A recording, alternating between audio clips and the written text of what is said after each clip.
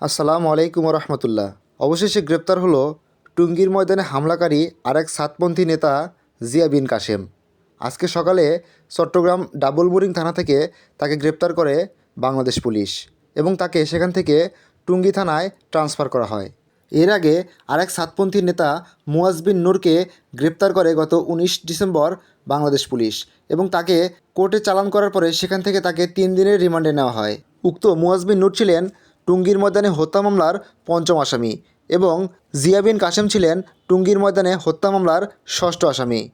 একে একে সবাইকে গ্রেপ্তার করা হচ্ছে।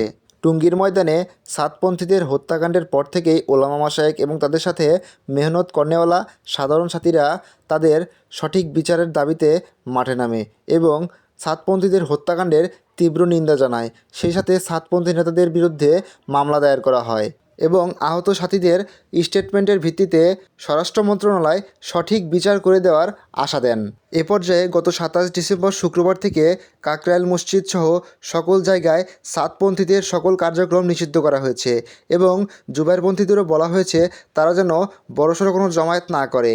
মানুষ জিম্মাদারি পাওয়ার জন্য, আমিরত্ব পাওয়ার জন্য যে এতটা নিচে নামতে পারে এটা সাতপন্থীদের না দেখলে বোঝাই যেত না। কারণ এরা ওলামা মাশায়েখদের গলায় ছুরি ধরে এইটা বলেছে যে বল সাদ সাহেব জিম্মাদার, বল সাদ সাহেব জিম্মাদার। এটা না বললে ওনাকে ছুরি দিয়ে গলায় ফ্যাঁস দিয়ে দিত এবং এক পর্যায়ে ওই সাথী সাদ সাহেবকে জিম্মাদার মানেনি, এজন্য ওনাকে ফ্যাঁস দেওয়া হয়েছে।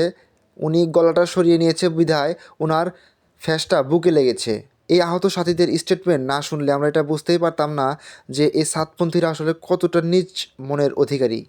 আল্লাহ তাআলা উত্তম বিচার করেনওয়ালা, আল্লাহ তাআলা সবার উত্তম বিচার করবেন ইনশাআল্লাহ।